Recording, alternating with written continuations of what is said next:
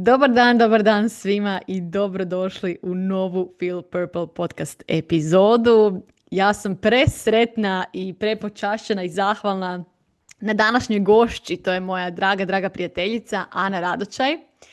Ana, dobro mi došla.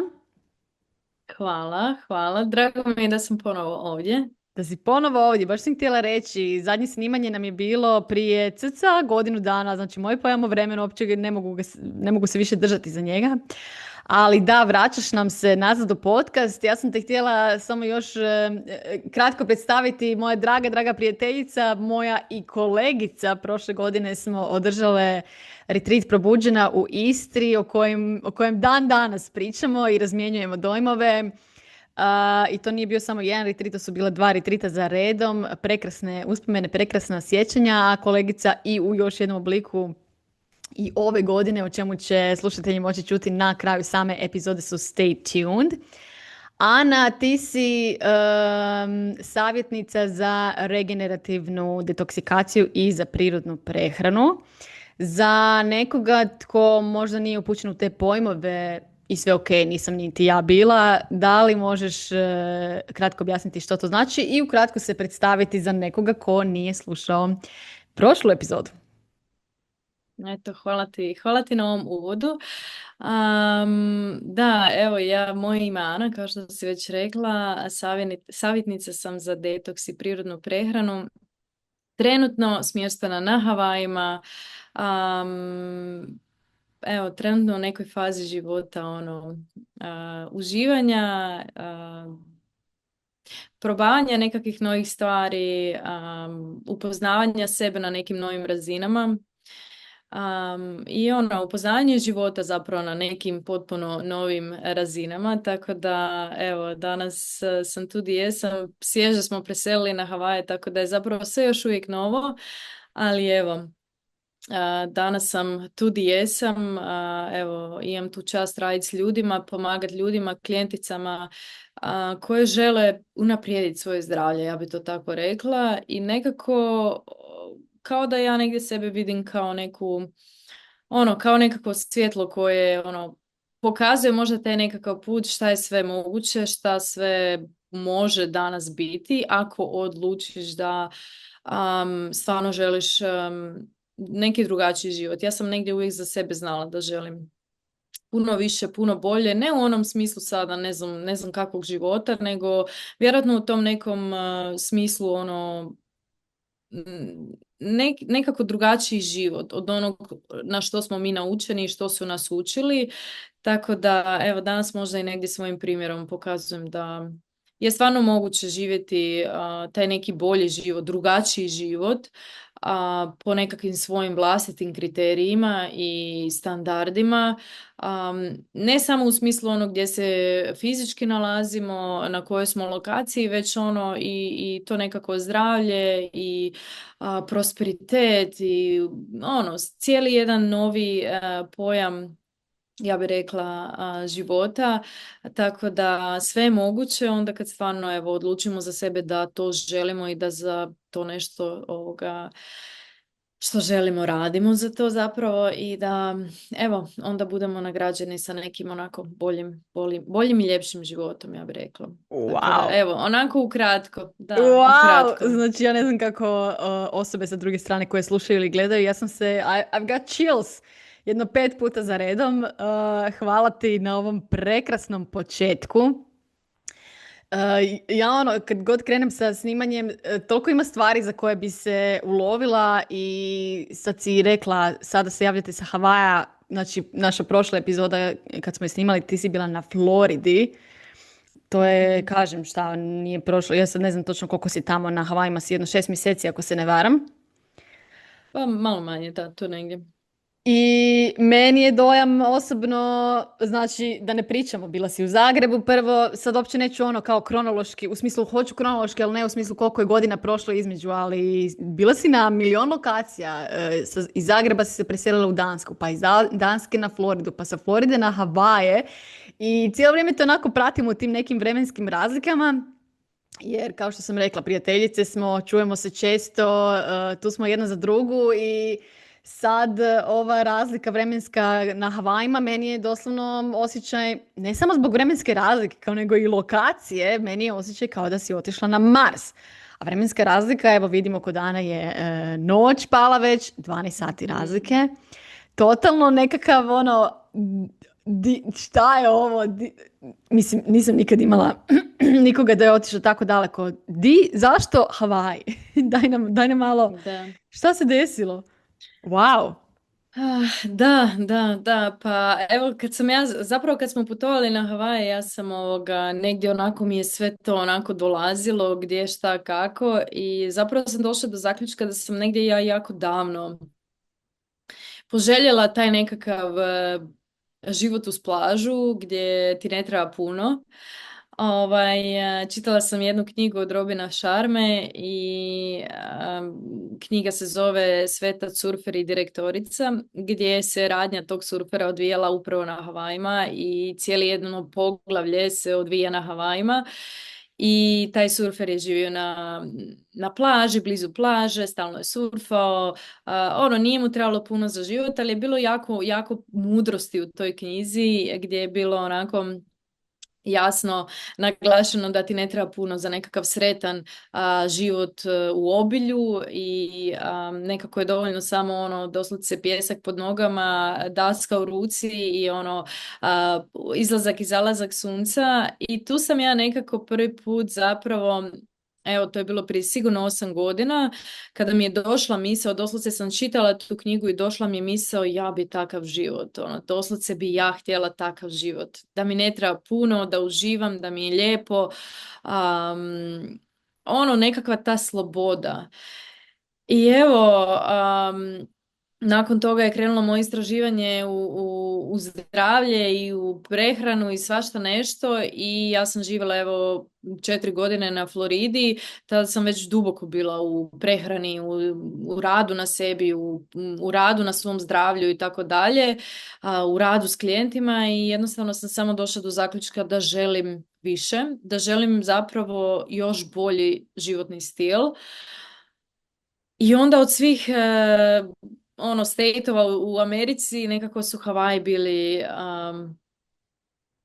nekako su oni bili jedini gdje sam se ja vidjela kao ok, tamo bih htjela neki novi život, započeti nešto novo, neko novo poglavlje svog života. I evo, onda smo samo odlučili to je to, idemo na Havaje. Zapravo onako je bila dosta onako složna i logična odluka, tako da mi smo donijeli odluku, ja i moj partner, da to je to, mi idemo i preselili smo, doduše, evo, cijele svoje 20. godine sam ja selila i stvarno me svuda bilo, nisam imala problem sa preseljenjem, ali moram priznati da ovog puta je bilo onako, osjetila sam, evo, i ta, kao što kažeš, vremenska razlika i lokacija, što je toliko doslovce na kraj svijeta, osjetila sam negdje u svom tijelu da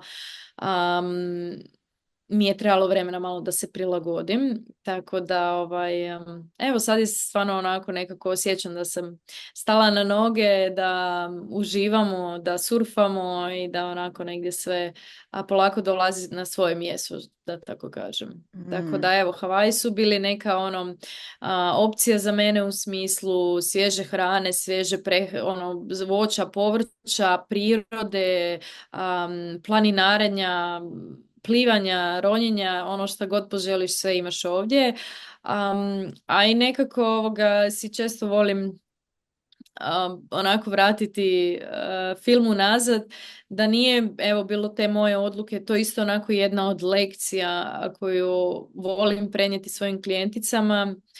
Ta jedna odluka moja prije, ne znam sad više koliko godina, da ću ja promijeniti prehranu i da želim bolje zdravlje i tako dalje, je zapravo mene dovela do Havaja. Tako da nekad stvarno neke promjene, mislim ja sam cijeli svoj život, ali 20. godine moje sam provela negdje u konstantnim nekakvim dijetama i nekakvom vrtila sam se u krug sa prehranom i sa zdravljem i tako dalje i onda jedna ta odluka me danas dovela do Havaja i toga da živim život na Havajima i stvarno se doslovce svako jutro moram onako se uštipnem dobro i podsjetim da stvarno i donijeti odluku i napraviti to, ali i stvarno sam jako, jako zahvalna da danas ovdje živim i da sam ovako nešto i manifestirala i kreirala i evo, da su se ovako stvari dogodile i posložile za mene. Wow.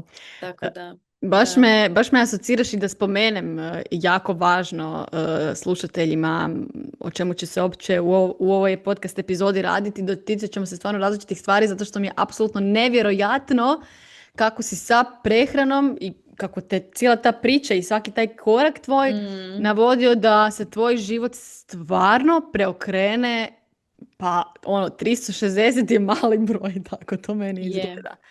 je, I iz tog razloga, ono, mislim, od svih lokacija, ovo što i sama kažeš, stvarno si se naizmjenjivala lokacija, ali ova je baš onako neki veliki zalogaj, barem u mojoj je, perspektivi, to ti samo govori gdje sam ja i da nisam sigurna da bi se usudila napraviti tako ogroman korak i zato je meni je, ta tvoja priča i razina ono hrabrosti i želje i nekakve čak i lakoće da ti to sve izvedeš apsolutno jako, jako ono bow down.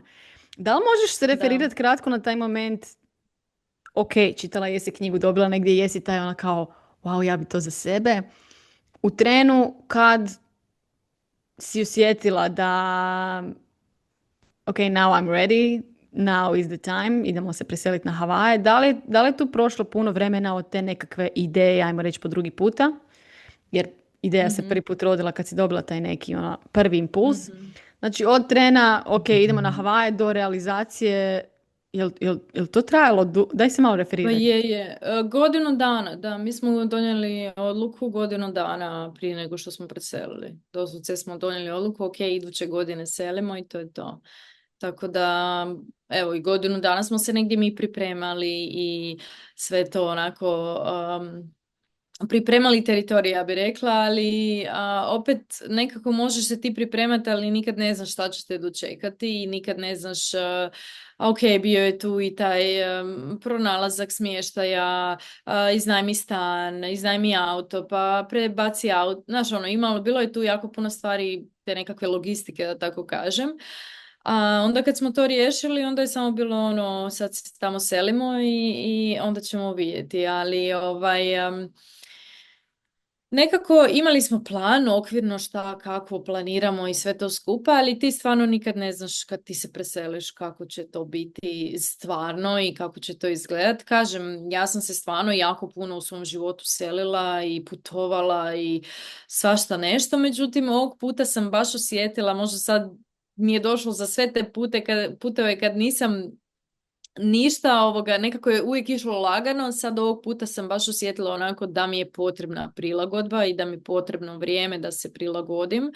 Tako da nekako je sve to odigralo, neki moji procesi su se dogodili, tako da sve to nekako odigralo tu neku ulogu, ali sam zahvalna, baš sam jako zahvalna na cijelom ovom iskustvu i evo nekako uvijek mi bude potvrda da stvarno koliko god čovjek misli da je spreman i da svašta nešto može i zna i tako dalje, uvijek ima ona neka iduća stepenica. Tako da, evo kažem, sad stvarno onako osjećam da smo se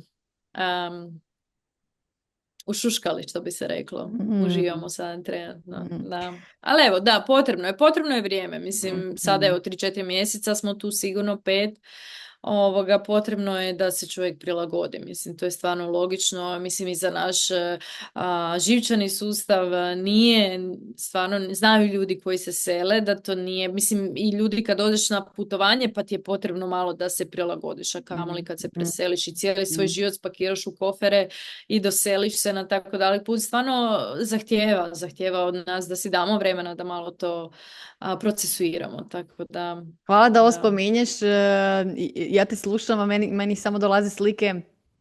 Ne želim naravno umanjiti to što si prošla, jer sigurno da je big deal, pogotovo ovo sve što sam ti rekla, meni dojem ono, Ana je na Marsu.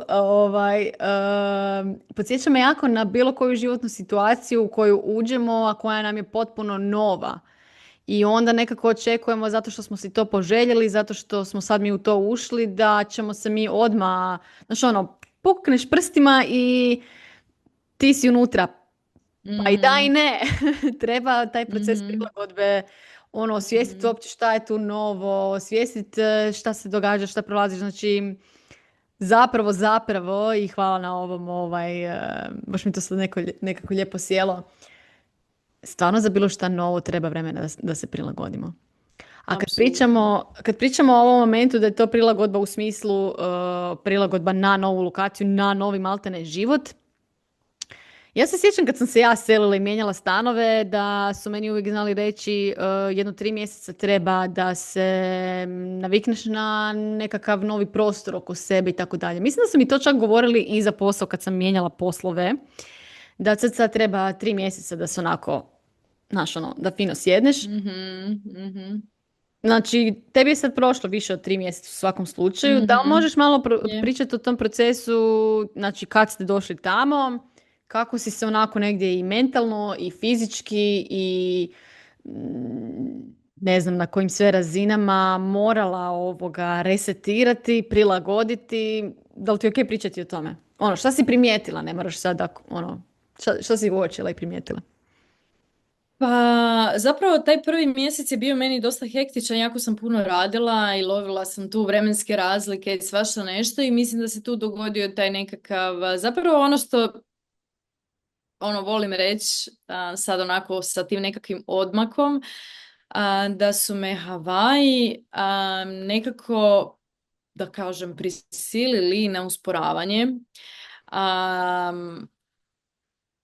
Na onako nešto da čak sam bila pričala, upoznala sam neke ljude i tako sam im pričala kako sam ja puno radila, došla sam, preselila sam, lovila vremenske razlike i tako dalje.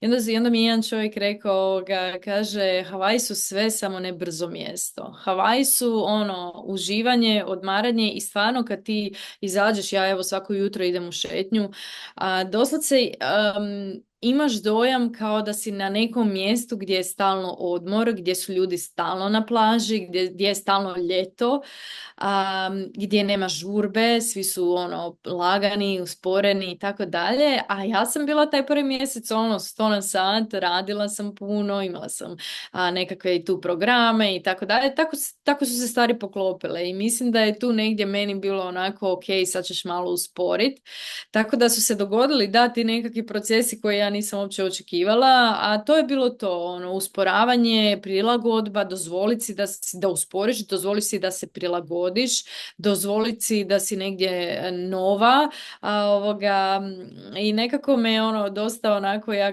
nekako sad kad gledam, ono, pomislila sam i tada sam mislila ono kao da idem 100 koraka unazad, a zapravo je to bilo samo neke moje lekcije. Jako puno Mm. lekcija, evo unazad 3-4 mjeseca toliko lekcija, volim reći ono kao da su se sve neke moje životne lekcije skupile onako u jednom šusu i sad su došle, tako da da. Tako da, evo, bilo je baš onako intenzivno, zanimljivo, u nekim periodima i teško i mislim da je to skroz ok. Ja sam, evo, i na svom Instagramu to spominjala i pričala da jednostavno mislim da je u redu da prolazimo kroz neke procese koji su malo teži, i da si to dozvolimo. Evo, ja sam si stvarno onako, kad sam shvatila da se tako nešto ono krenulo događati, da jednostavno ono moj živčani sustav bi vjerojatno bio onako pod dosta velikim pritiskom, sam dozvolila sebi da usporim i da budem ono sama sa sobom i da malo onako usporim, u svakom slučaju Mm. usporim. Tako da evo, Havaji, jedna od lekcija je definitivno usporavanje, to je onako nešto. I onda naravno, eto, pomoć sa svih strana, meditacije, šetnje, priroda, nekakva ono, hrana koja te podržava u tom cijelom procesu, onako dosta puno znači, evo. Tako Puno da, mi, to su bili neki moji alati. Mhm. Puno mi toga prolazi sad dok pričaš. Prvo, sad sam se sjetila, ja sam to totalno zaboravila, ali ja vjerujem da si toga svjesna. Koliko stvarno svi ovi nekakvi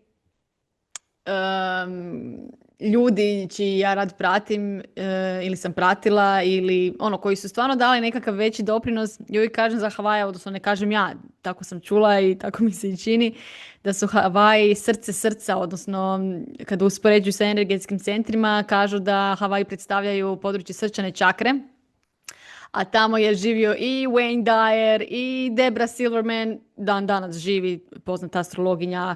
Wayne Dyer je ono valjda začetnik motivacijskog govorništva kao takvog, tako da zanimljivi su mi ti nekakvi ta nekakva imena i persona koji su tamo živjeli i provodili vrijeme. A druga stvar koja mi dolazi ovo kad kažeš usporavanje, inače Azore, to je Portugal, ono nasred Atlantskog oceana, otočje, nekoliko retritova imam tamo i ove godine i Azore inače uspoređuju sa Havajima i kažu da su to europski Havaji. Sad dok pričaš ovo, ono, usporeno je. Doslovno ono što osjećam tamo je da je vrijeme stalo. Odnosno, čak ne stalo, ali kao ima fakat nekakav svoj potpuni novi tempo i kad god idem tamo, tipa prošle godine je bio retreat 7 dana, mi smo bili tamo 10 dana, meni se činilo da smo mi tamo pa 2 mjeseca. Jednostavno, vrijeme ima potpuno neki drugi tempo na koji mi nismo navikli. Ono, osjeti se, nekako lokacija diktira nešto svoje i nešto drugačije. Tako da ovo što pričaš skroz me bacilo u taj film.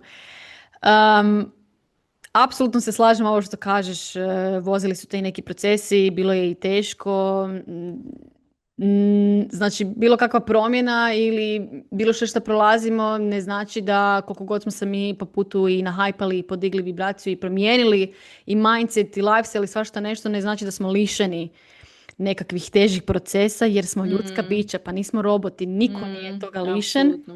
Tako da meni je zapravo jako lijepo pratiti kako si kroz sve to prolazila. Meni je bilo prekrasno tome svjedočiti. Da, zapravo nekako, evo i to isto ono, jedna od lekcija i da može biti stvarno i lijepo i ružno, da može biti i tužno i sretno, da može biti crno i bijelo, pozitivno i negativno, zapravo to je život i mislim da kad to čovjek savlada i kad to čovjek onako nekako zaista utjelovi i shvati i bude s tim, da nekako onda bude stvarno i lakše živjeti. Ne znači da meni Havaji su bili ono najgori na svijetu ili bilo što drugo u tom periodu. Ja sam i dalje bila ono preplavljena osjećajima ljepote i zahvalnosti i svime time, ali naravno s druge strane imaš i onu drugu stranu koja možda i nije toliko lijepa i to su neki tvoji procesi i to je skroz ok i mislim da je to nekako ono i važno onako i naglasiti i dozvoliti sebi stvarno da, evo, mi smo danas nekako naučeni da sve mora biti lijepo na izvana i da sve mora izgledati super i da uvijek moramo biti super i ako nisi super je nešto stvarno ali evo ja sam si stvarno ovog puta dozvolila da evo i pričam o tome otvoreno, naravno neću sad ulaziti u sve neke detalje procesa, ali hoću reći da nekako kad si dozvolimo da stvarno osjetimo i da su te stvari najnormalnija stvar, da onda nekako to i lakše prođeš kroz to i na kraju krajeva ne vrijedi ni da se posramljuješ ili da je to nešto mislim da stvarno svi danas prolaze kroz ovu ili onu vrstu nekakvog procesa, samo evo koliko je netko svjestan ili nije svjestan šta se točno događa, tako da... Meni stalno dolazi u glavu Mimi Bouchard i njezin bounce back rate. Kad si toga svjestan i kad imaš alate, bounce back rate je... Točno to. Taj jaz se smanjuje i brži. Je. Jako mi je primamljivo da idem u smjeru tvog lifestyle i to ne samo u smislu hrane koje ćemo se definitivno dotaknuti, odnosno kako ti je lokacija nova u životu podržavajuća u tom smislu, nego moramo, jer si mene zarazila, moramo se dotaknuti tvoje nove aktivnosti, a to je surfanje. Znači, kad pogledaš moj Instagram feed, meni je trenutačno samo surfanje i Dua Lipa. Ok, to je sad neki drugi par rukava, ali surfanje, Isuse moj dragi Bože, meni osobno nije nikada bilo na radaru i meni osobno to spada u nekakve skoro ekstremne sportove, ekstremne aktivnosti.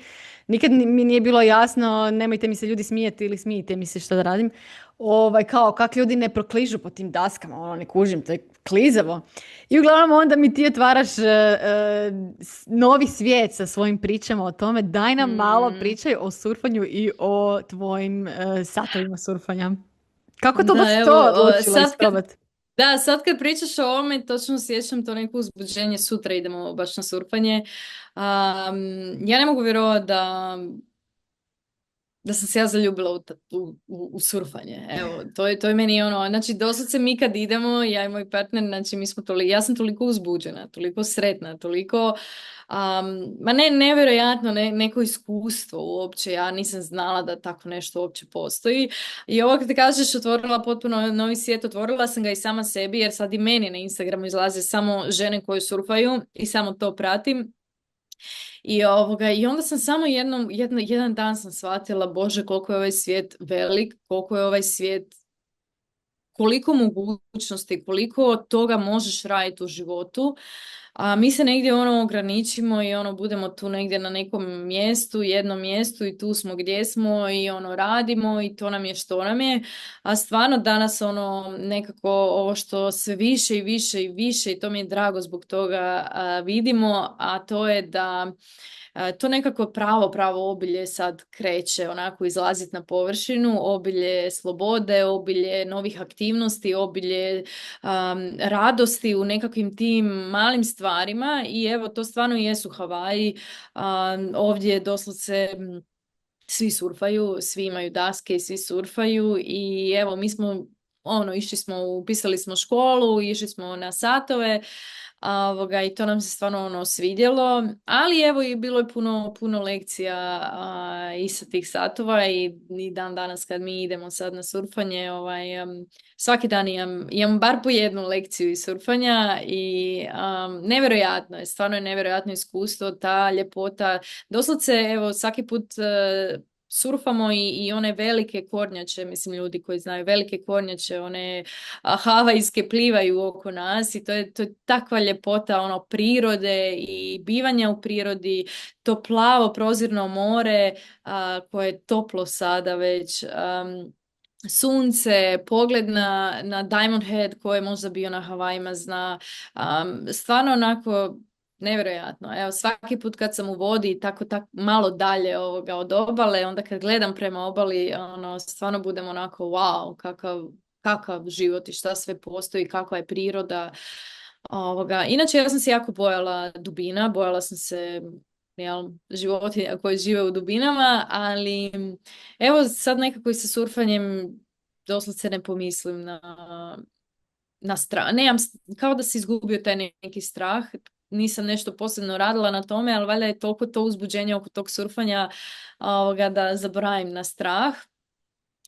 Ali da, evo, kad smo tek kretali, evo, lekcija ako mogu, kad smo tek kretali, ja sam dosta ovako nestrpljive naravi i onda kad smo tek kretali na surfanje, surfanje je zapravo jako težak sport i moraš imati dosta jake ruke da bi mogao veslati, moraš imati jake isto i stabilne noge, mišiće da bi mogao stati na dasku i tako dalje. I sad je mene to sve, taj prvi sat smo bili i ja sam bila joj, zašto ja to već ne znam? I toliko onako nekad znamo biti prema sebi grubi i nestrpljivi i zašto ja to, naravno da ne znam, nisam nikad surfala, nisam nikad stala na dasku, mislim naravno da ne znam, ali sam si onda kasnije onako dala sam si vremena, rekla sam ajde za godinu dana ćeš biti dobra surferica i sad mi je to negdje ok, idem sada svaki dan vježbam i svaki dan ću biti barem 1% bolja. I tu negdje dosta povlačim te paralele i zapravo sa svime u životu. Mi često, evo, moje klijentice krenu na putovanje sa prirodnom prehranom i onda zašto ja već nemam to zdravlje? Kad ću ja riješiti svoje simptome? Kad ću ja biti zdrava? A zapravo to tako ne funkcionira, a mislim i sama sam bila takva u svom početku, isiljenja, kad je to sve krenulo. isto sam htjela samo da ja smošavim, samo da imam lijepo lice, samo da se sve to riješi, moje akne i tako dalje, ali to zapravo ne ide tako i ne ide preko noći. Evo, to je i u surfanju i u zdravlju i u poslu i u biznisu, gdje god. Ovo je stvarno onako nekako učimo se da budemo strpljivi, učimo da stvarno sebi damo vremena i da onda kad budemo spremni da onda to bude onako kako mi želimo, ali naravno da stvarno se pojavljujemo svaki dan za sebe i da jednostavno svaki dan radimo na tome i onda naravno da dođu rezultati nakon nekog vremena. Tako da evo, ja sam si dala sad vremena da ne požurujem i da ne mislim da moram biti savršena u surfanju, nego da jednostavno uživam u procesu. Evo, to je onako jedna velika stvar koju zapravo mislim da je primjenjiva na sve sfere u našem životu, da uživamo u procesu postojanjem tom osobom i da nekako sve što imamo je sada. Ono kad si u vodi, kad smo tamo onako sjediš na dasci, često puta mi prođe kroz glavu da jednostavno ti imaš samo taj moment i ja kad sam u vodi i kad sjedim na toj dasci, ja ne razmišljam ni o čemu drugom, nego samo o tome kad će taj val doći, kad ću ja ponovo stati na dasku, tako da nekako baš jako puno se može naučiti iz surfanja i evo, kažem, svaki dan neke nove lekcije. Mm-hmm. Neke nove lekcije. Mm-hmm. Da. To sam još jedna od Da, molim te. Mislim, to sam samo htjela kratko se nadovezati, ali vjerujem da su slušatelji povezali, da kad kažemo te nekakve lekcije, to nisu samo lekcije, ok, možda nekakve tehničke naravi, ala kako biti stabilan na toj dasi i tako dalje, nego poveznice i analogija vezana za život. I meni je to fantastično stvarno da možeš to uvidjeti. Ja se stvarno nadam da ljudi mogu iz bilo čega s čime se susretnu u životu raditi tu neku paralelu i dobiti tu poruku. Baš sam sad zadnju epizodu snimila, znakovi po putu. Znakovi su svugdje oko nas i maltene i situaciju u kojoj se nađeš, dobiš mirror za svoju životnu situaciju. Absolut. Tako je meni sad neki dan bio putovanje u Istri. Vozim se u cesti, na autoputu sam i dobivamo gledalo same sebe i svojih nekakvih isto nestrpljenja i slično. Tako da oprosti, sad sam ti uzela riječ, sam htjela malo pojasniti ovaj moment kad kažemo lekcije sa surfanja. Da, lekcije vezano za surfanje, ali lekcije vezano za život. Najbolji primjeri i pokazatelji. Prekrasno. Daj nam malo još tih primjera, izvrsni su mi ovi primjeri. Da. Pa evo, kako smo ja i moj partner dosta neiskusni u surfanju, tako smo mi sjedili, išli smo malo u dubinu gdje sjede svi surferi i mi se sad čudimo što oni svi sjede. Oni svi sjede na daskama i čekaju. Dakle, gledaju daleko u daljinu i čekaju val. A ja i moj partner lijepo sjedimo ovdje, pa vidimo val tamo, pa idemo, plivamo do tamo, tamo su valovi. Pa dođemo do tamo, onda tu valova nema, nego ih vidimo tamo na drugoj strani, pa plivamo do tamo, tamo su valovi, tamo će biti dobro. I tako smo mi proveli doslovce jedan cijeli, sat vremena smo valjda proveli plivajući, samo smo lovili valove lijevo desno, gdje su valovi, tu smo mi, dođemo, njih nema.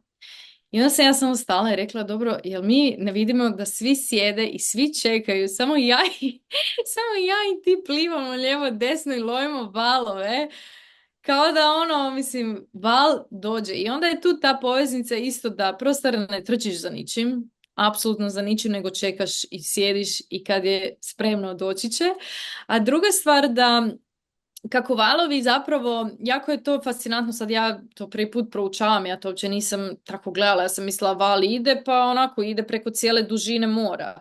Međutim, val ide samo na jednu dužinu mora, to je jako onako fascinantno i sada mi svi sjedimo u liniji, ali ne znači da će, dakle ako je ova jedna linija, ako neko ovdje sjedi njemu će doći ovdje val, ali ja sjedim u istoj toj liniji i meni neće doći val, to je jako fascinantno. Tako nekako se prelamaju ti valovi. I uglavnom, to mi je isto onako neka poveznica da svatko od nas je na nekoj svojoj liniji i svakome dolazi onda kada je vjerojatno ta osoba spremna. Dakle, dolazi onda kada si spreman i onda kada si spreman se stati na dasku i pojesti se s tim valom. Tako da često sam isto imala odmah krenu te misije, vidiš kako sad njemu ide taj val, a meni nije došao val i tako dalje. To su nekakve zapravo to, naša ogledala. Jednostavno, samo biti strpljiv, samo čekat, samo sjedit i čekat da tebi dođe. Isto tako se nekad zna desiti da ja nisam spremna, pa onda nekako ležim na dasci, pa ovo pa ono, ali dođe taj neki pravi val pa me dobro ponese. I to isto, da se čak nisam ni potrudila. Inače, ko zna išta o surfanju ili ne zna, kad val dolazi ti moraš baš jako, jako, jako puno sa rukama veslati da bi ubrzao svoju dasku i da bi uspio uloviti val. Zapravo je poanta uloviti val.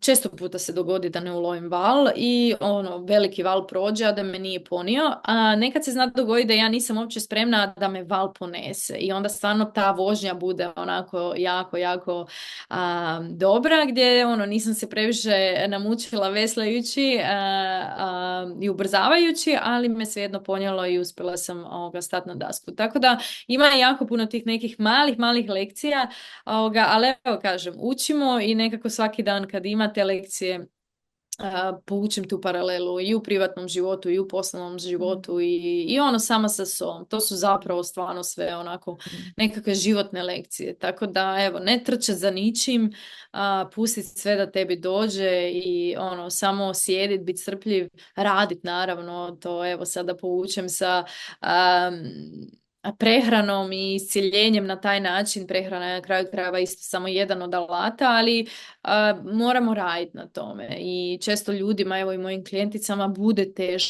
teško u početku, kao što je meni sad surfanje teško i bude frustrirajuće i bude svašta nešto da bi odustao, ali onda kad shvatiš koliko, znam da sam u jednom momentu bila i rekla da mi se barem nije svidjelo. Da mi se bar nije svidjelo, onda ne bi više ni išla. Ovako mi se svidjelo i sad ja idem, doslovce se mučim, a stvarno bude naporno. Doslovce plava su mi koljena, ruke me bole, cijelo tijelo me boli, ali svejedno te nešto gura jer želiš taj osjećaj. I stvarno kad stvarno uloviš taj val, a evo ja to sada mogu usporediti i sa time kad se iscijeliš, to je nevjerojatan osjećaj. Evo ja sam baš nedavno kad smo išli i tako je bio dobar val i tako sam dobro stala na dasku i vozila se s tom daskom, da mi je moj partner rekao nisam te nikad vidio tako sretna. Ja sam bila sretna kao neko malo dijete, to je bilo toliko nevjerojatno. Tako da, evo, kad bi uspoređivali i sa prehranom i sa isciljenjem kroz prehranu, to je stvarno nevjerojatan osjećaj. Sreće, zadovoljstva, samopouzdanja, ponosa na samog sebe, tako da ima baš puno tako i u prehrani. Jednom kad shvatiš da može biti bolje i da može biti ljepše i da postoji neki bolji načini, onda je teško se vratiti unazad. To je isto ta ljepota isciljivanja, koliko god mislim, znaš i sama pričamo često o tome da toliko nekad bude teško, ali znaš da nemaš šanse da odustaneš, nego samo guraš naprijed. Tako wow. Da. Mislim, mi o ovome tako često pričamo, ali nekako...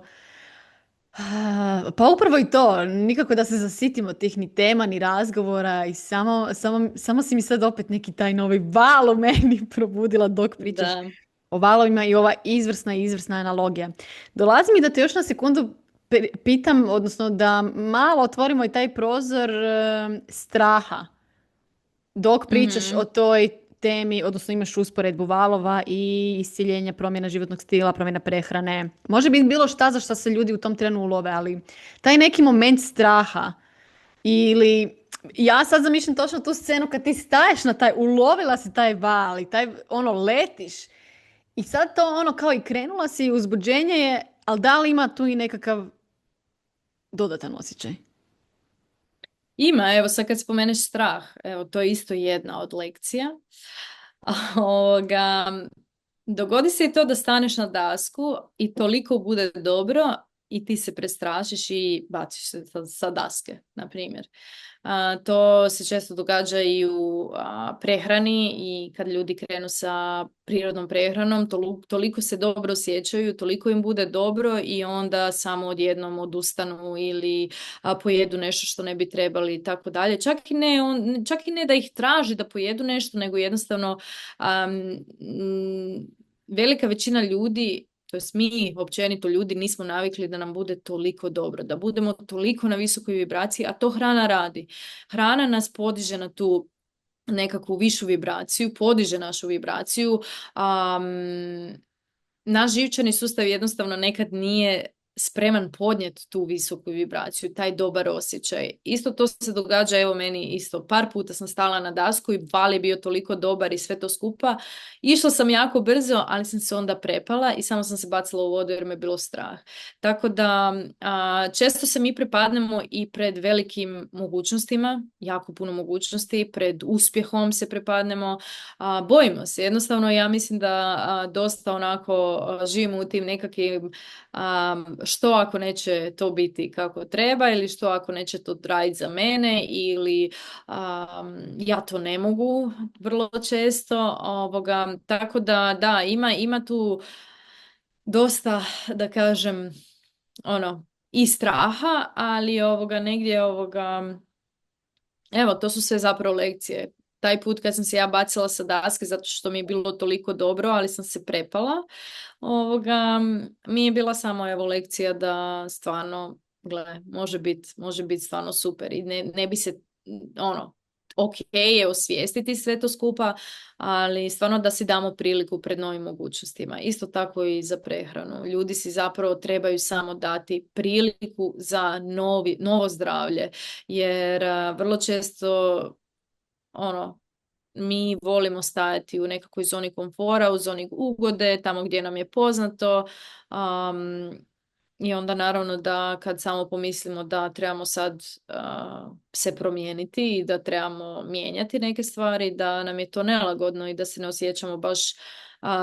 ok s tim. Tako da, evo, to su neke onako za mene lekcije, stvarno mi onako znači i volim povući te paralele, svaki put povlačim nekakve paralele i uspoređujem i zapravo je sve negdje tu to primjenjivo. Wow. Na sve sfere života. Reci mi, ne želim uopće ništa pretpostavljati, niti misliti da svi znaju kojom vrstom prehrane se ti baviš, odnosno o čemu educiraš i na šta potičeš ljude.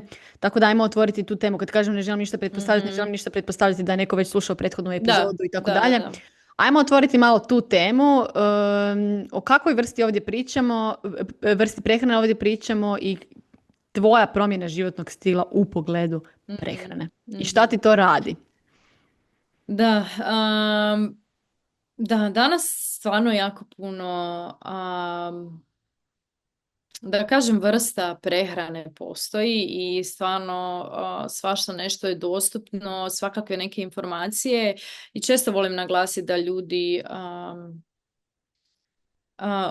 uzmu ono što im paše i ono što im odgovara u određenom momentu i da to primjenjuju na sebi i da vide kako to funkcionira za njih.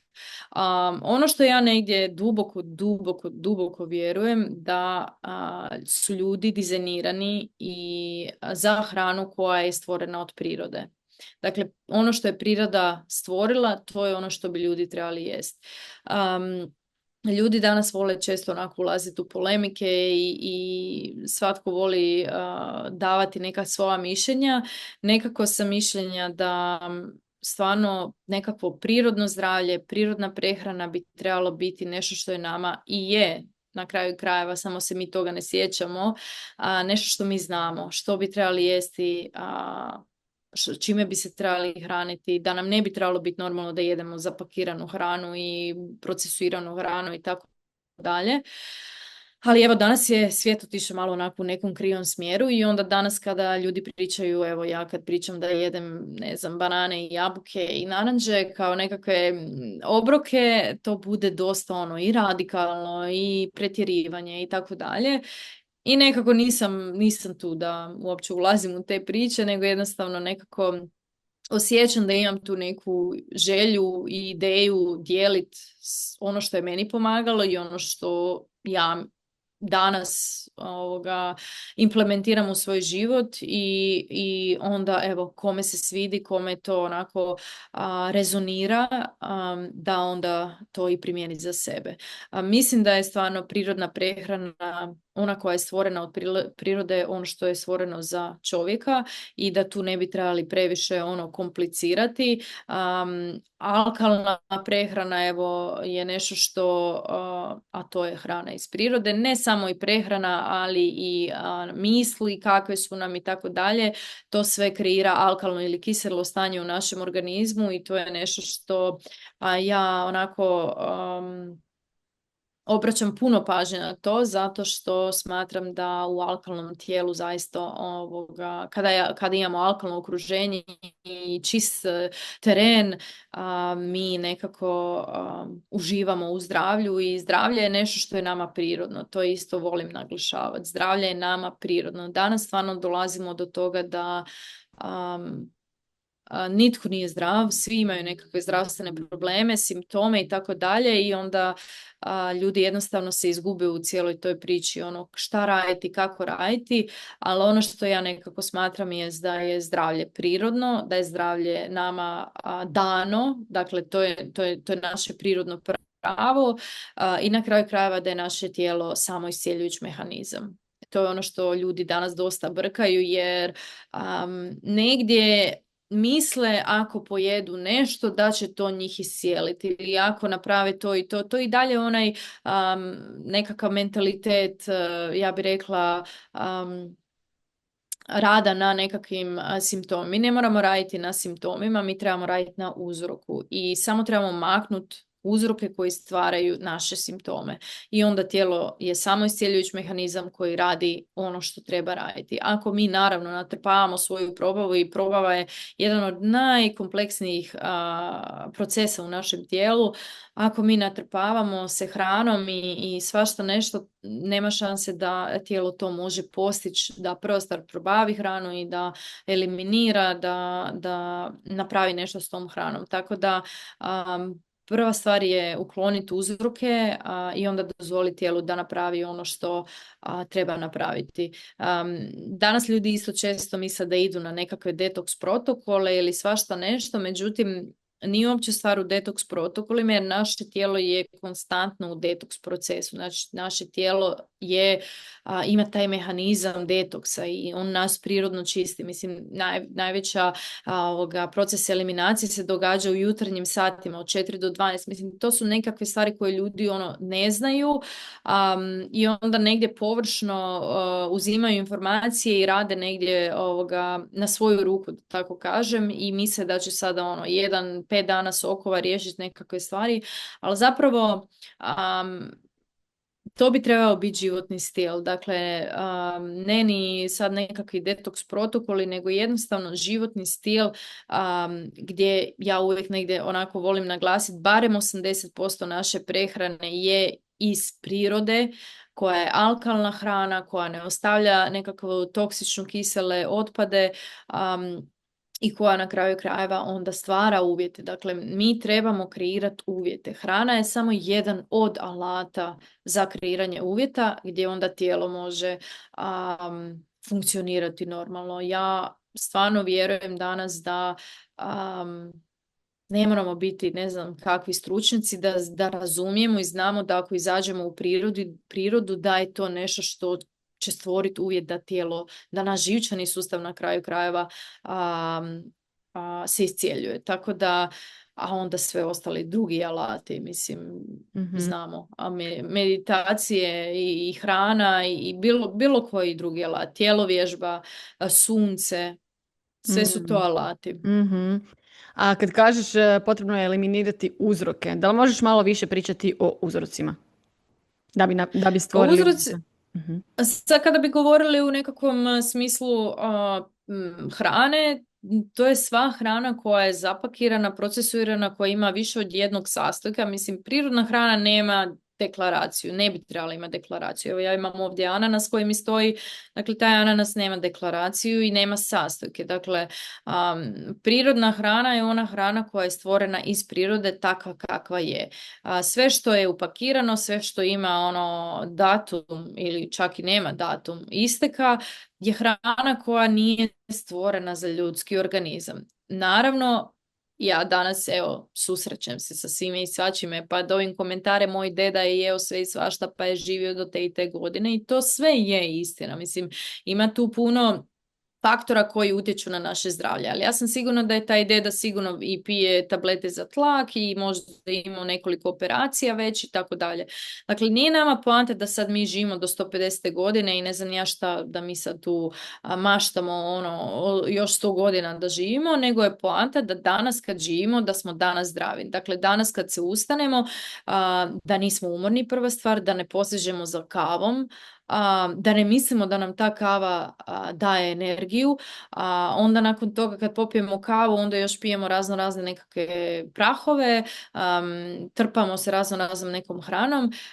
Danas često i vidimo ljudi koji govore da se zdravo hrane i onda koriste razne suplemente, razne suplement za energiju, suplement za nadutost, suplement za probavu.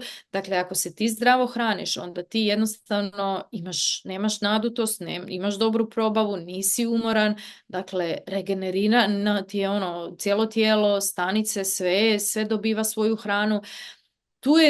Tu negdje fali, ja mislim, dosta ili edukacije ili osvještavanja. Ja se uvijek pitam, znači ako ja sad posežem, mislim to sam se i pitala tek kad sam tek i kretala, dakle ako ja kažem da se zdravo hranim, zašto ja pijem tablete za probavu ili tablete za, ne znam, nadutost ili za glavobolju? Dakle, nešto ne štima.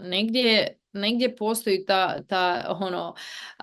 između neko mjesto koje nije pokriveno. Tako da nekako ja stvarno mislim da ljudi danas trebaju osvijestiti to da je tijelo toliko moćno da sve... Mislim, danas ljudi jednostavno ne znaju kako da žive život sa punom energijom. Svi živi piju nekakve napitke, ne bi li dobili ne znam ja koliko energije i ne bi li progurali kroz dan. A to nije poanta. Poanta je stvarno da budemo danas sretni i nasmijani. Ja sam bila neko ko je nakon 12 sati sna ujutro se probudio i bio umor. Ja sam bila umorna, iscrpljena. Ali ne zato što mi je trebala još jedna kava da bi se ja sad razbudila, nego zato što su i moje nadbubrežne žlijezde bile iscrpljene, moji bubrezi nisu filtrirali, dakle sve je bilo povezano. I nikad nije samo jedna stvar, to isto moram naglasiti, jer ljudi često, šta da popijem, ne znam, da čistim jetru. Tijelo ne radi samo jedan organ, sve radi u cjelini. Dakle, tijelo je cjelina i njemu je potrebno sve pomalo da se ta cjelina zadovolji. Tako da jako je bitno nekako da ljudi prva stvar osvijeste zašto ja nešto pijem, zašto ja nešto konzumiram. Ako ne idem na WC redovito, mislim, to je isto, konstipacija je danas, ljudi ni ne znaju da su konstipirani. Tako da postoji jako puno tih nekih malih stvari od kojih se treba krenuti, ja tako smatram. I onda nekako da čovjek sam sebi prilagođava. Ja kad sam kretala, ja sam samo krenula na plant-based prehrana i to je to. Ja sam si kuhala tu voće, povrće, a voće sam zapravo jako malo jela. I tu je negdje mene krenulo zapravo tijelo prirodno tražiti, kad se tijelo malo već očistilo, prirodno me krenulo tražiti više žive hrane. I to se dogodi onda kad se tijelo očisti i to ljudi zapravo sebi ne daju priliku da čuju svoje tijelo. Kad tijelo se malo očisti, kad se tijelo malo regenerira, kad mu daš malo zraka, onda tijelo prirodno doslovce šapuće. Šapuće šta mu treba, šta želi. Ja sam doslovce osluškivala i onda sam krenula jesti više voća, pila sam i sokove, više vode, sve nekako krenulo biti onako puno više žive hrane i tu sam osjetila nevjerojatne rezultate. U energiji, u osjećaju kojeg imam. Važno je isto naglasiti da nije samo da se naše fizičko tijelo čisti od toksina, već se čisti i naše mentalno, duhovno, stanje, tako da nismo mi samo ono fizičko tijelo, ima tu puno Mhm. više elemenata. Tako da, Mhm. evo, ne znam, što se tiče prehrane, ja mislim da ljudi danas, a mislim da sve više i više dolazi to i da se sve više i više ljudi budi i shvaća koliko je važno biti na prirodnoj prehrani i jesti živu hranu, nekako mislim da tek dolazi vrijeme za to. Mm. Mislim Ono što sam ja da kod tek same dolazi. sebe primijetila, ja nisam u potpunosti na plant-based prehrani, ali uz tebe jesam počela raditi nekakve razlike, puno više voća nego što je to bilo ranije. I ono što sam ja primijetila kod sebe ogromnu razliku, ja mislim da smo to već kratko se dotakle u toj prethodnoj epizodi, je da se meni, da moje tijelo konačno počelo mene tražiti da se krećem više. Meni je to ono Mm, toliko ogroman ono neki kamen spoticanja. Jednostavno sam uvijek krenem, stanem. ista stvar. Kad sam počela to A malo to, mijenjati, meni se konačno, ja ti ne mogu opisati koja je to meni sad radost, to kretanje. mhm, da, Prekrasno da. nešto. Ali mislim da ne Zato što... pričamo o toj skoku energiji, promjena misli i tako dalje. Ali kažem, ja nisam u Mhm, potpunosti na plant-based, odnosno i to je ok. na prirodnoj prehrani i zato tebe želim pitati jer ako ja imam taj problem, odnosno izazov, sigurno da se neko pita možda istu stvar. Što bi rekla tim ljudima kojima je to ili prezahtjevno ili nisu još sigurni da li uopće žele preći u potpunosti na sirovu prehranu, na prirodnu prehranu? Što imaš reći na tu temu? Pa evo samo da se nadovežem na tu temu tjelovježbe. Tjelovježba je zapravo prirodna potreba ljudskog tijela. I ja sam bila isto netko tko je cijeli svoj život vodio borbu sa prehranom, ali i sa tjelovježbom. Dakle, upisivala bi teretane, joge, svašta nešto bi ja htjela, radila, privatni treneri i tako dalje. Međutim, moje tijelo nije moglo podnijeti Kretanje. trening. Dakle, da, kretanje. Ja sam bila toliko vjerojatno iscrpljena i umorna i toksična na kraju krajeva da ja jednostavno nisam mogla trenirati i svaki put bi išla na trening, ali meni bi to sve bilo toliko teško. I onda kad se tijelo malo očisti, onda tijelo jednostavno te prirodno zove da se kreneš kretat više. I to je meni isto bila jedna velika wow, da sam ja uspjela od te osobe koja nije mogla trenirati, mislim, puno puta sam se i kažnjavala jer sam mislila da sam lijena i to bi ovim putem htjela zamoliti ljude da koji imaju bilo kakav simptom, da si daju vremena, ja uvijek kažem prvo da iscijele svoje tijelo, da napune svoju životnu energiju, da se vrate malo, da povrate tijelu snagu i da onda krenu trenirati. Jer stvarno ja sam sebi tada govorila da sam lijena, da nikad ne stojim iza toga da idem u teretanu, upišem pa ne idem, pa krenem pa stanem. Međutim, stvarno može biti veliki razlog tome što je naše tijelo toliko iscrpljeno da nemamo snage i energije ići i kretati se. Kad se tijelo malo oporavi, kad tijelo malo dođe sebi, onda mi prirodno dobivamo tu želju za kretanjem. Ja sam danas netko koji isto ide i na hot pilates, i idem evo i na surfanje i treniram i doma i krećem se jako puno, idem i na planinarenja i plivanja i svašta nešto radim, u pokretu sam cijele dane. I ujutro se budim u 5:30, 6, ovisi kako kada, odmorna, bez nekakvih snuzanja alarma ili tako nešto. I evo, to je isto još jedan pokazatelj, kad se tijelo oporavi, ti se ujutro možeš ustati. Nisi umoran, nije da nemaš, nego stvarno si sretan, poletan, baš jedna druga energija i drugi život. Tako da, evo, toga sam se baš onako htjela dotaknuti, čisto da ljudima onako dam mali poticaj i da budu strpljivi i blagi prema sebi, jer stvarno nije Preko noći. Nije lako kad tijelo nije, da, i nije lako kad tijelo nije oporavljeno i kad je tijelo toliko iscrpljeno, nije lako trenirati.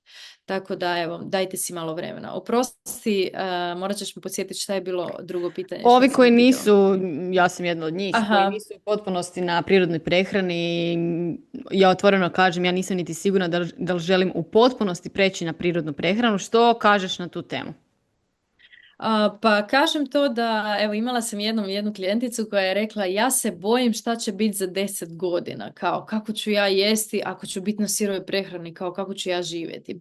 Ono što ljudi moraju shvatiti da prva stvar, evo to ja uvijek nekako kažem, prvo gledaj danas, znači šta ćeš danas jesti. Znači nemoj gledati čak ni sutra, niti za 5 dana, nego šta ćeš danas jesti. Čak ni ono šta ćeš navečer jesti, nego šta ćeš ono danas za doručak ili ručak, ovisi u kojem si momentu. Dakle, ljudi kad previše krenu razmišljati, onda se krenu se bojati uopće kako će njihov život izgledati na takvoj prehrani, pa onda će otići možda na neku svadbu gdje neće moći jesti u hranu i onda se ljudi jednostavno boje. Međutim, ta sam bila i ja. Ali ono što se dogodi je da kad mi krenemo raditi na tome i kad mi stvarno se krećemo dan po dan i mijenjamo svoju prehranu, da jednostavno nam to postane toliko bitno, toliko želimo da budemo zdravi, toliko želimo raditi na tome, da to onda jednostavno s vremenom postane životni stil. I to danas mogu potvrditi svi koji to stvarno žive. To je životni stil. Ja nekako uvijek volim reći ljudima da barem 70-80% prehrane bude prirodna prehrana. Da li će to biti sad 100% sirova ili će to biti, ne znam, 60% sirova, 10% kuhana, a onda onih 30% si ostavite za nekakve situacije u životu ili manje, 20%, 10%. Odlučite šta je za vas nešto što s vama rezonira i što vama u sadašnjem trenutku odgovara. Nismo svi isti, nismo svi na istim putovanjima. To je isto jako bitno da znamo. Moj životni stil danas nije isti ko tek kreće i ko je tek na početku. Ljudi često žele preko noći promijeniti stvari i stvari ne idu preko noći. Trebaju se mijenjati jedna po jedna stvar, izbaciti jednu po jednu stvar, dati si vremena. To je evolucija. Jednostavno, mi smo cijeli život navikli jest hranu koju smo jeli, tako smo navikli i sada zapravo ja bih rekla ljepota te prirodne prehrane je zapravo vraćanje sebi.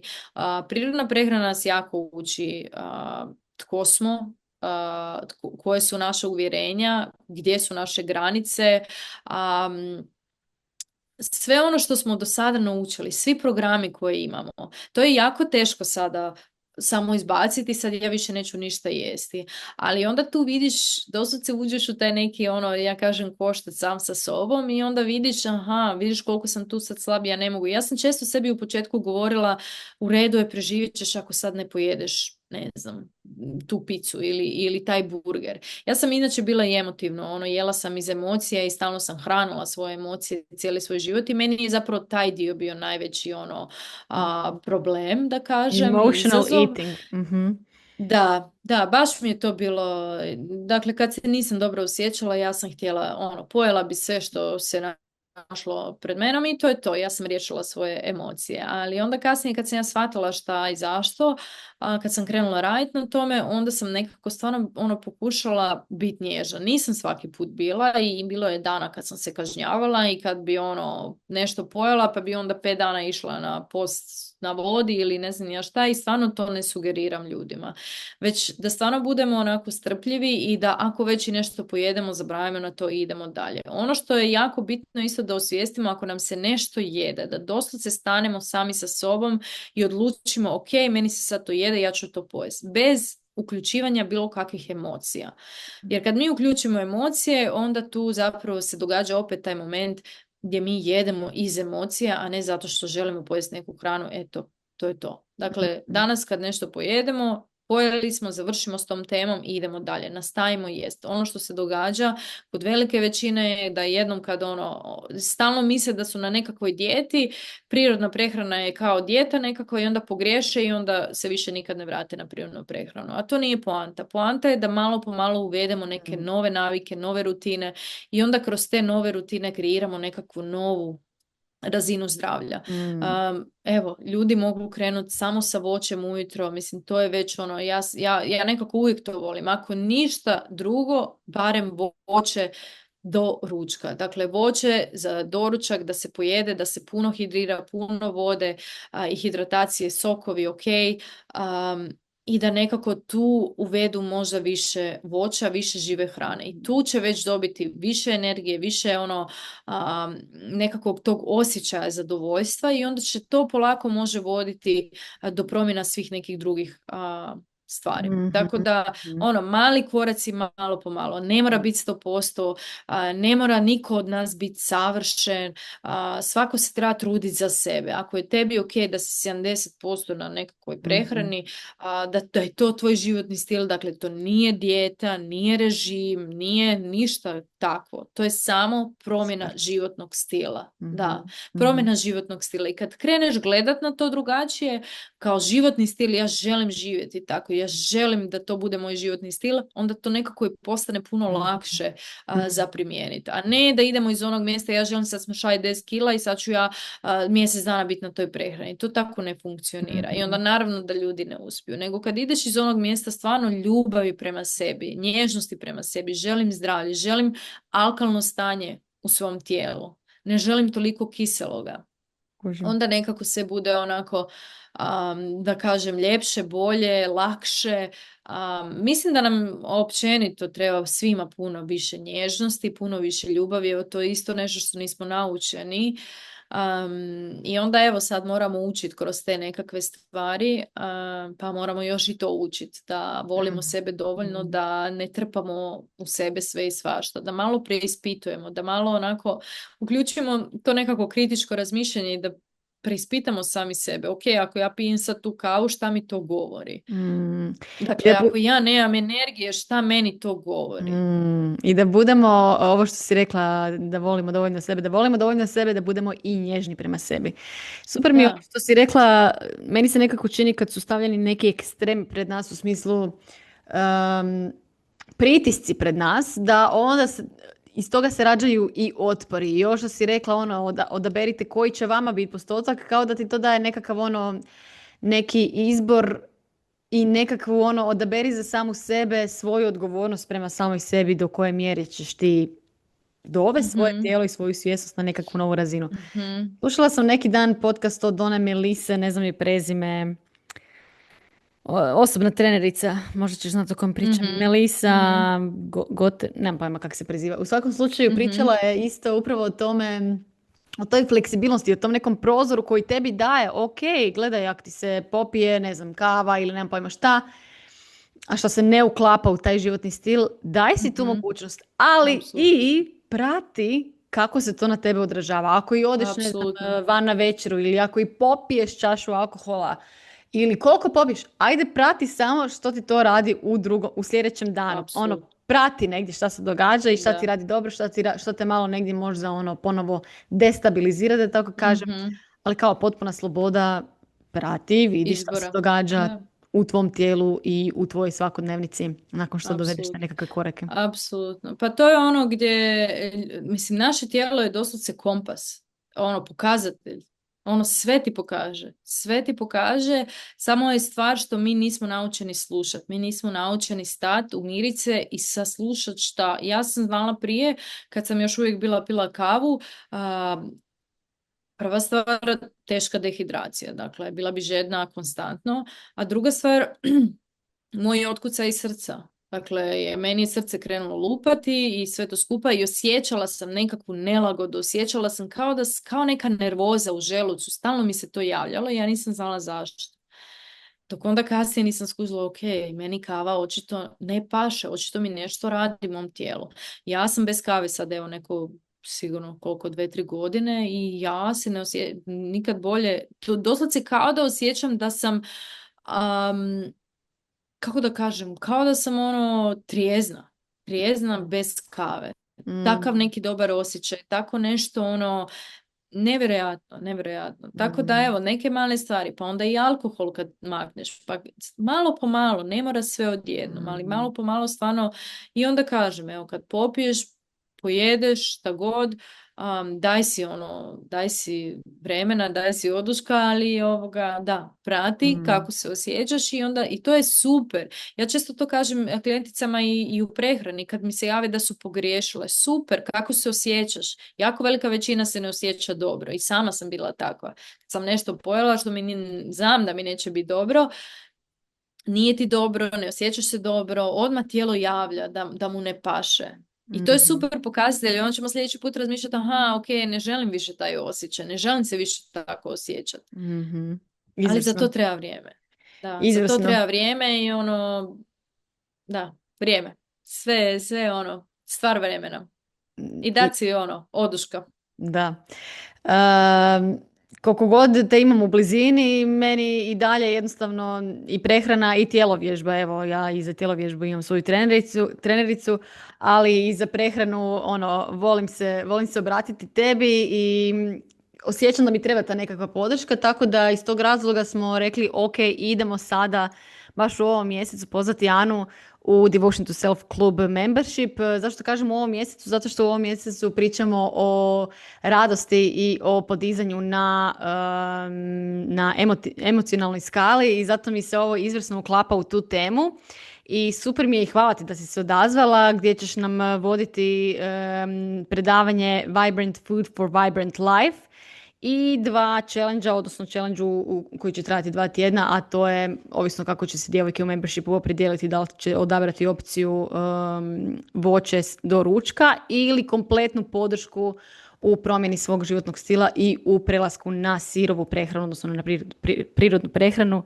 Ja ću definitivno i sama se odazvati na ovaj challenge kompletne prirodne prehrane u tom trenutku, s tim da će mi to biti onda i odricanje od kave, kompletno moje čišćenje i ono što mi je super, mislim, pardon my ignorance, ali ono gdje sam počela čuti all lymph i nešto malo više je, baš mi zvoni ta tema, valjda sam ja sad došla na tu razinu gdje mi je potrebno, onako želim ju prečistiti i želim se malo više samu sebe podržati i samo i sebi biti podržavajuća. Pa smo nekako otvorili i tu temu limfe, tako da uzbuđena sam da nam i više pričaš o tome u Devotion to Self klubu, odnosno u ovom challenge-u. Ajmo samo kratko ovdje dotaknuti se te teme. Šta je limfa i zašto je ona važna u našem u promjeni životnog stila? Ako sam dobro uopće formulirala pitanje, ti ćeš znati puno više o temi, pa molim te, evo, the stage is yours here. Da, zapravo prvo da se nadovežem, jako mi je drago da radimo evo i predavanje i challenge u tvom membershipu, zato jer nekako stvarno mislim da je ljudima danas, evo ja sam i nedavno radila webinar i mislim da je danas ljudima toliko potrebno edukacija. Ono kad me pitaš zapravo i zašto ljudi ne mogu ili zašto im je toliko teško biti na prehrani i tako dalje, mislim da je jednim velikim dijelom nedostatak informacija. Meni su informacije, ja kad sam čula neke stvari, informacije su zapravo, koje su naravno logične, zapravo ti olakšavaju ti kretanje, olakšavaju ti to da nekako shvatiš zapravo poantu cijele priče i da nije poanta zato što mi je neko rekao da treba jesti voće, nego zato što znam i razumijem kako tijelo funkcionira i zato želim jesti voće. Tako da, evo, drago mi je da nekako se sve više i više priča o svemu tome. Ja sam, evo, kažem, na tom svom webinaru isto podijelila jako puno informacije, savjeta, ono što sam ja radila, ono što je za mene radilo i ono što zapravo je ta nekakva istina. I onda kad ljudi čuju tu istinu, onda nekako to potpuno rezonira sa time. Ja nekako sam isto i u svojim programima volim dijeliti te informacije, zato jer onda kad dobijemo informaciju, onda puno lakše donosimo izbore svakog dana. Tako da mi je drago, evo, da ćemo pričati i o prirodnoj prehrani i o limfi. Limfa je nešto što danas nije toliko, ne priča se o tome puno, zato što zapravo ljudi ni ne znaju puno. Mislim da čak ni doktori nisu toliko upućeni i ne bave se tom temom, ali limfa je, evo, jedan od sustava u našem tijelu, kao što imamo naš živčani sustav, imamo naš krvotok, tako imamo i našu limfu. s obzirom da krvotok ima svoju pumpu, što je srce, limfa nema svoju pumpu. Ono što je limfa, krvotok je, kako je moj mentor to volio reći, krvotok je kuhinja našeg organizma, dakle mjesto gdje se proizvode i prenose sva hrana za naše stanice, vitamini, minerali i tako dalje, a limfa je nešto što odvodi, odnosno što bi usporedili sa kanalizacijskim otpadom. Dakle, limfa obavlja svoju funkciju odvodnje toksina, metaboličkog otpada, mrtvih stanica, nekakvih višak proteina, masnoće i tako dalje, iz onih međustaničnih prostora van tijela. Dakle, limfa izlazi isto kroz bubrege koji su jedni od eliminacijskih kanala. Isto tako limfa ima svoje limfne čvorove koje su danas, evo, sigurno ljudi znaju, naši krajnici, jedni od najvećih limfnih čvorova. Ono što se, evo, ne zna za limfu jest da je ona masna tekućina i da kada mi jedemo toksičnu hranu, kada jedemo masnu hranu, limfa zapravo već sama po sebi je masna, ona se još više usporava, ona još više postaje masna, toksini se zadržavaju u njoj, posebno ako ne otvaramo naše limfne čvorove, ne pokrećemo limfu, vježbanjem, suhim četkanjem, znojenjem, na bilo koji način, dakle postoji danas jako puno alata, ti toksini ostaju u tijelu i zapravo se tu stvaraju problemi. Onda još ako naši eliminacijski kanali nisu otvoreni, bubrezi, pluća, naša koža isto tako, crijeva ako nisu otvoreni, dakle svi toksini ostaju nama i onda tu nastaju zapravo problemi. Tako da limfa je danas zanemarena, a zapravo je, ja bih rekla, jedna od najmoćnijih sustava u našem tijelu i negdje onako u pozadini radi, štiti nas od toksina, jača naš imunitet, i nekako pomaže tijelu da ostane u ravnoteži. Nekako važno je naglasiti da ljudi znaju da bez limfe tijelo se ne bi moglo detoksicirati.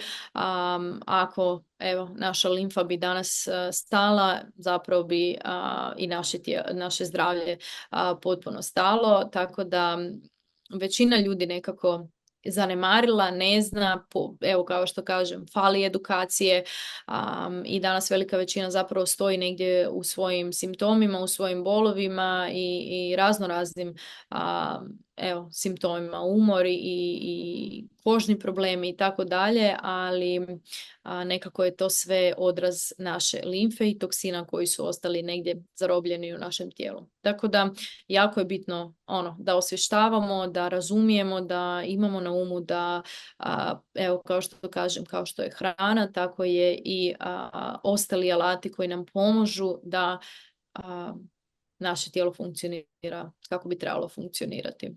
Wow, znači ovdje sam se naježila. Da li to znači da je hrana jedan isto od načina kako limfu možemo odblokirati, ako je to dobra riječ? Mm-hmm. Ili koji su, i generalno možda nam možeš samo kratko se osvrnuti, koji su načini da, koja je dobra onda riječ uopće, odblokiramo ili potaknemo limfu ili šta točno?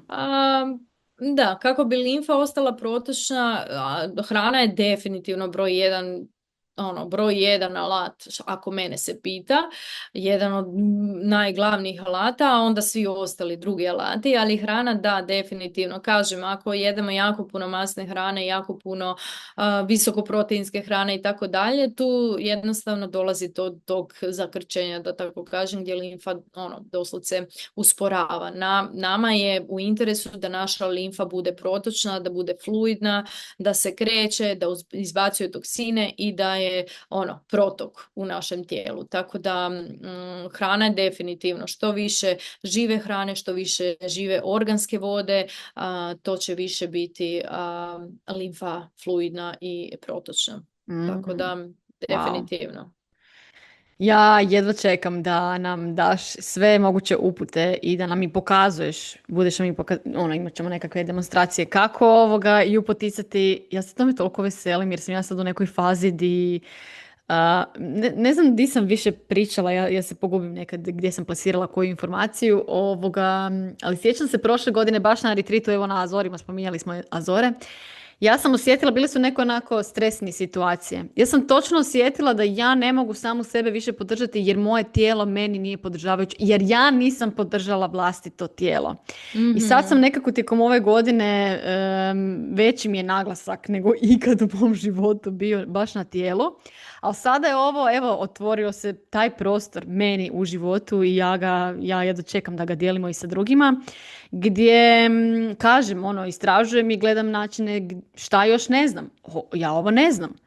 Tako da Mhm. toliko se veselim šta ćeš nam dodatno i pokazati i naučiti nas i koje ćemo sve informacije ovoga nove saznati, zato što doslovno to ne znamo šta ne znamo dok nam neko ovoga Apsolutno. se ne pojavi za to. Tako da toliko ti hvala. Ja ću staviti ispod link tko će se htjeti pridružiti u ovom mjesecu na Devotion to Self klubu, odnosno ne ovaj mjesec, nego i najmanji mogući period za pridruživanje je 3 mjeseca. Odmah ću dati nekakav heads up koje su i sljedeće teme, a teme su nam granice. Dolazi psihoterapeutkinja sljedeći mjesec gdje ćemo pričati baš o granicama, imati workshop na tu temu, a nakon toga i krivica u 8. mjesecu.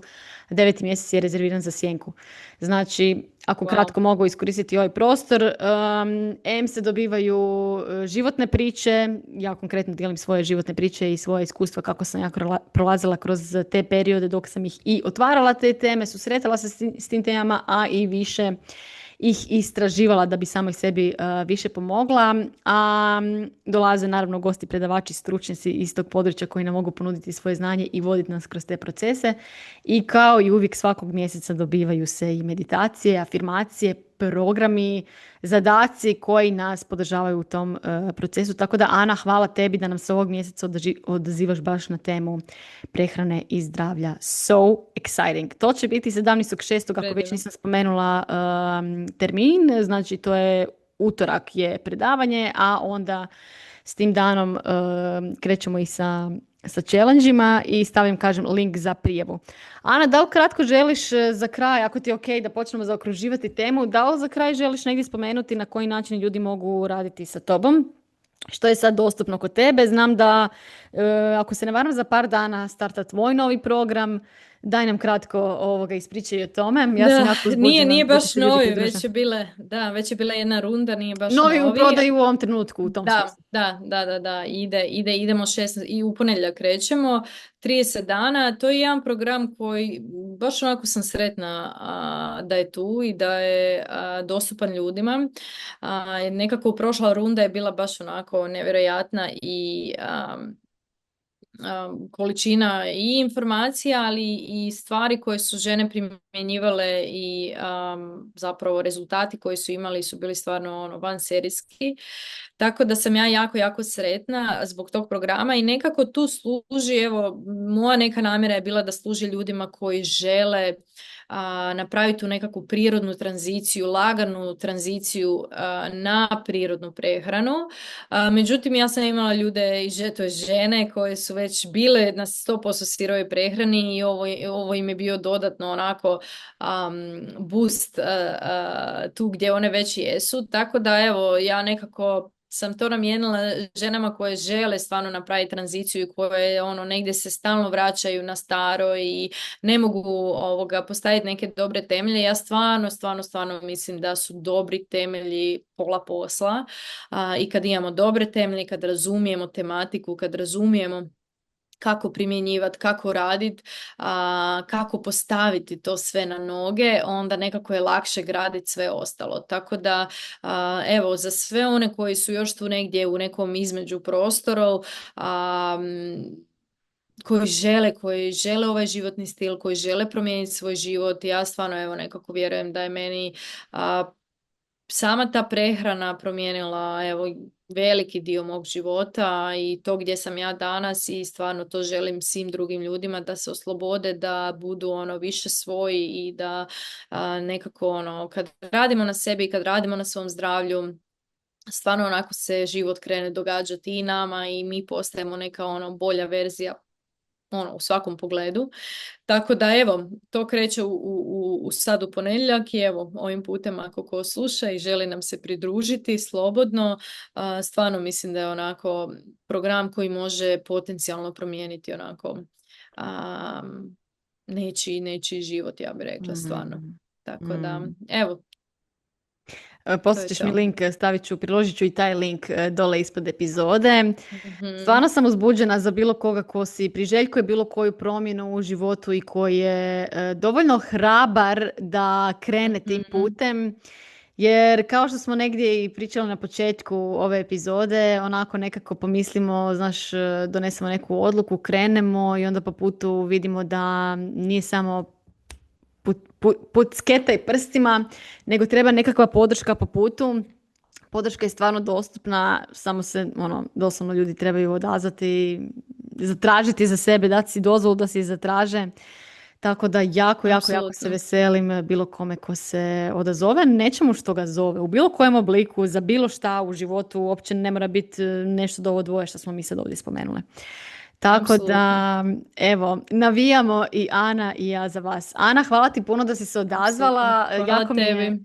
Hvala svima. Da, jako mi je draga ova epizoda, sve što si nam podijelila, sve ove analogije vezano za život, ali i svo tvoje znanje. Znači, ja bi te nekako htjela dodatno zamoliti, ako smijem, molim te otvori tu temu i te limfe i više priče o njoj. Evo, ja osobno sam toliko nabrijana, ja da čekam da startamo. Tako da, super. Hvala ti i hvala svima naravno koji su slušali i do sljedeće naše epizode ili do sljedećeg susreta u Devotion to Self klubu. Želim vam najljepšu Purple Auru. Ćao!